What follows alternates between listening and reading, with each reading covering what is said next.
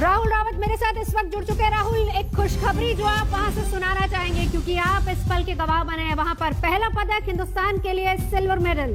बिल्कुल नवजोत, ये एक बहुत ही इनफैक्ट ये ऐतिहासिक दिन है। मैं ये मानता था, शुरुआत से मानता था कि हो सकता है कि पहला पदक जो है मीराबाई चानू का है। जिस हिसाब से सौरभ चौधरी वहां खेल रहे हैं, एक और पदक आप उसकी पूरी उम्मीद कर सकते हैं। पर मीराबाई चानू की क्या कहानी रही है, आज मैं जिस हिसाब से देख रहा था, वो यहाँ पर एक चैंपियन की तरह उतरी थी और उनको ट्रीट भी उस चैंपियन की तरह करा जा रहा था। जिस हिसाब से वो लास्ट गई, आराम से गई। और मैं ये एक ऐसी बात है कि देखिए, वो बहुत ज्यादा अच्छे हालात में नहीं थी। उनको पेट में थोड़ा दर्द था, थोड़ा नहीं काफी दर्द था, पर वो दवाई भी नहीं ले सकती हैं। क्यों? क्योंकि डोपिंग का भी एक इशू हो सकता है। पर जिस हिसाब से उन्होंने खेला, बहुत तैयारी करी है। 2016 में वो ऐसे मुकाम पर आ सकती थी, पर वहां पे फ्रीज हो गई क्योंकि एक्सपीरियंस नहीं था। उन्होंने मेहनत करी, उसके बाद वर्ल्ड चैंपियनशिप का गोल्ड मेडल जीता। आई थिंक उन्होंने वहां पर अपनी दावेदारी पेश कर दी थी। उसके बाद जब वो आई, उन्होंने क्लीन और जर्क में एक अपना वर्ल्ड रिकॉर्ड बनाया 2019 में, पिछले ही साल। और आज उन्होंने सिल्वर मेडल लेके, सिल्वर मेडल कितने सिल्वर, इंडिविजुअल में एक अभिनव बिंद्रा का गोल्ड है, उसके बाद एक सिल्वर मेडल आता है राज्यवर्धन सिंह राठौर का, जो 2004 एथेंस में उन्होंने जीता था। उसके बाद विजय कुमार का सिल्वर, सुशील का सिल्वर लंदन ओलंपिक्स में, और ये चौथा सिल्वर।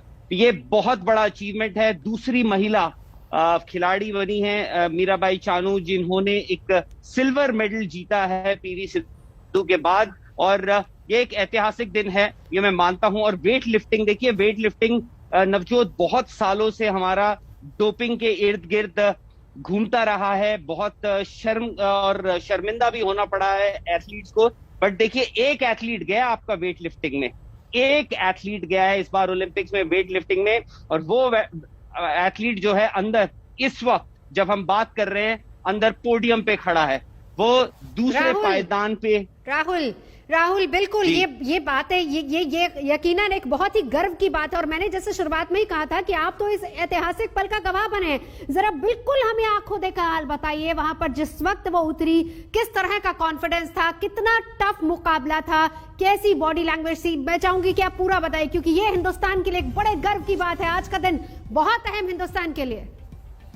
बिल्कुल, देखिए ओलंपिक एक ऐसा इवेंट है जहां पे अच्छों के छक्के छूट जाते हैं, और हमने ये होते हुए देखा है।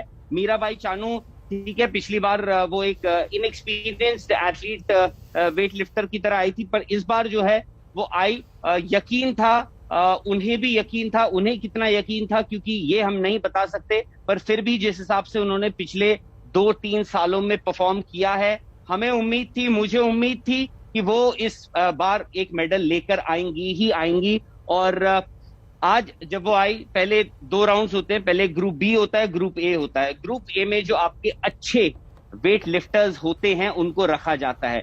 जब हम अच्छे वेट लिफ्टर्स बोलते हैं तो उसमें मीराबाई चानू का होना बहुत ही जायज सी बात थी। मीराबाई चानू थी, चाइना की जो हु हैं वो भी थी, एक यंग 24 साल की। और एंड में तो ऐसा हो गया था, दोनों गोल्ड और सिल्वर, हालांकि वो मतलब लग रहा था कि गोल्ड जो है चाइना के पास जाएगा, बट बाद में ऐसा हो रहा था, जी ओलंपिक रिकॉर्ड आप तोड़ेंगी या मैं तोड़ूंगी। एक लिफ्ट से मीराबाई चानू तोड़ रही हैं, दूसरी लिफ्ट से वो चाइनीज तोड़ रही हैं, उसके बाद फिर यहाँ से मीराबाई चानू तोड़ रही हैं, वहां से चाइनीज तोड़ रही हैं। तो ये एक बहुत ही एक ऐसा मंजर था जिसको बोलते हैं कि अगर आप मौजूद हों तो बहुत ही एक प्राउड फीलिंग होती है, जो मीराबाई चानू ने आज किया। मैं देख रहा था भारत के कुछ ऑफिशियल शेफ डे मिशन, डीपी बाईशा जो खुद इंडियन वेट लिफ्टिंग फेडरेशन के प्रेसिडेंट है वो हैं, नरेंद्र बत्रा आईओए प्रेसिडेंट, सहदेव यादव जो खुद एज अ टेक्निकल ऑफिसर। देखिए, शूटिंग जैसा स्पोर्ट चल रहा है वहां पे। शूटिंग मतलब ये माना जाता है कि इंडिया का हमेशा से बेस्ट चांस होता है शूटिंग पर। अगर हम उस लिहाज से देखें, और ये जहां जितने भी लोग थे यहाँ पे स्टेडियम में, मैं आपको बताऊं इस हॉल के अंदर सारे ज्यादातर चाइनीज थे। जो जैसे ही चाइनीज वेट लिफ्टर आ रही थी तो चाइना की, हालांकि यहाँ पे अलाउड नहीं है कि आप सीटियां मारें, आवाज करें, बस कहा गया है, जो आपको ये एडवाइस किया कि आप ताली मारिए और खत्म कीजिए। पर यहाँ पे जिस हिसाब से चाइनीज चिल्ला रहे थे तो वो भी एक फर्क डाल देता है।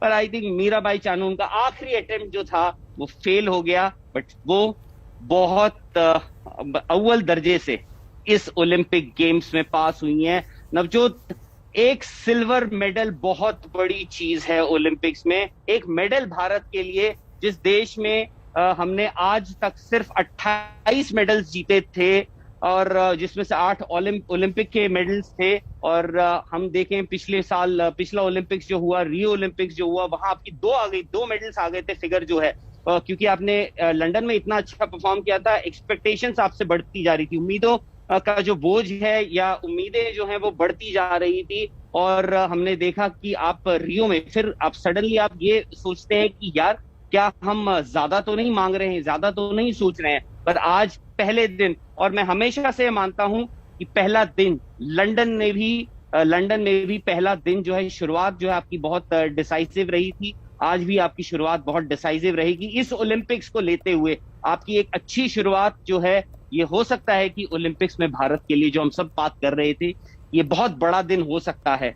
ये बहुत बड़ा दिन और बहुत बड़े ओलंपिक गेम्स भारत के लिए हो सकते हैं, जहां पे भारत आज मीराबाई चानू से शुरुआत की है। वहां मैं अभी आपसे क्योंकि बात कर रहा हूं, वहां फॉलो नहीं कर पा रहा हूं कि सौरभ चौधरी का क्या हाल है। सौरभ चौधरी ने जिस हिसाब से आज एक यंग 18-19 साल का एक लड़का आता है एशियन गेम्स में, सोचिए 2018 से पहले कोई उसको जानता भी नहीं है, और जिस हिसाब से उन्होंने उसके बाद शूटिंग में जो एक के बाद एक कीर्तिमान, आज उनको देख के लग रहा है कि एक छोटा सा बच्चा है जो बड़े बड़े धुरंधरों के छक्के छुड़ा रहा है। यहाँ पे आप मीराबाई चानू देखिए, इनकी मैं आपको कहानी बताऊं। इम्फाल से 20-22 किलोमीटर दूर इनका घर है, गांव है, और ये वहां पे क्या करते हैं इनका परिवार, लकड़ियां जो है सर्दियों में खाना बनाने के लिए, इन सब चीजों के लिए लकड़ियां उठाते थे। तो मीराबाई चानू भी अपनी फैमिली के माता के साथ, माँ जी के साथ अपनी जो है वो वहां जाती थी, और वहां क्या होता था, लकड़ियां उठाती थी। छोटी सी बच्ची थी, तो उनको कहा जाता था कि भाई मत उठाओ, इतनी भारी भारी लकड़ियां मत उठाइए, मत उठाइए। पर उनको वो बोलती थी ना, मुझे मजा आता था। ऐसा नहीं कि वो जबरदस्ती उठा रही है, बोलती मुझे मजा आता था। पर इवेंचुअली बाद में देखिए, आज वो लकड़ियों का शौक उठाते उठाते उन्होंने एक सिल्वर मेडल उठा लिया। उनकी फैमिली में, उनके परिवार में स्पोर्ट्स को लेके थोड़ा लोग इन्वॉल्व थे, और नॉर्थ ईस्ट में थोड़ा बहुत होता भी है। पर एक बहुत ही हम्बल बैकग्राउंड से आती है, एक मध्यम भी नहीं बोल सकता मैं, मध्यम वर्गीय भी नहीं, उनसे भी नीचे एक परिवार से आती हैं। पर उसके बाद उन्होंने क्या किया है, मतलब नेहा कक्कड़ की बहुत बड़ी फैन है। ये गाने, ऐसा नहीं, इनमें हर वो शौक है जो हर लड़की को, हर उनकी उम्र की एक लड़की को होते हैं इस उम्र में। पर सैक्रिफाइसेस जो बोलते हैं, आपने अपने जिंदगी में आप सैक्रिफाइसेस क्या करते हैं, आपने फोन छोड़ना पड़ता है। खाने का बहुत शौक है, गाने का बहुत शौक है, इनको नाचने का बहुत शौक है। जैसे मैं बोल रहा था कि नेहा कक्कड़ के सॉन्ग बहुत पसंद करती हैं, सॉन्ग्स, ये म्यूजिक बहुत पसंद करती हैं। पर ये सब छोड़ना पड़ता है आपको, अपनी बहन की शादी छोड़नी पड़ती है, और बहन की शादी छोड़नी पड़ती है, उसके बाद आप वर्ल्ड चैंपियनशिप का मेडल जीतते हैं। जब आप वर्ल्ड चैंपियनशिप का मेडल जीते, और जी आंखों देखा पूरा वहां से हाल, और एक एक चीज राहुल बता रहे, गर्व की बात यकीनन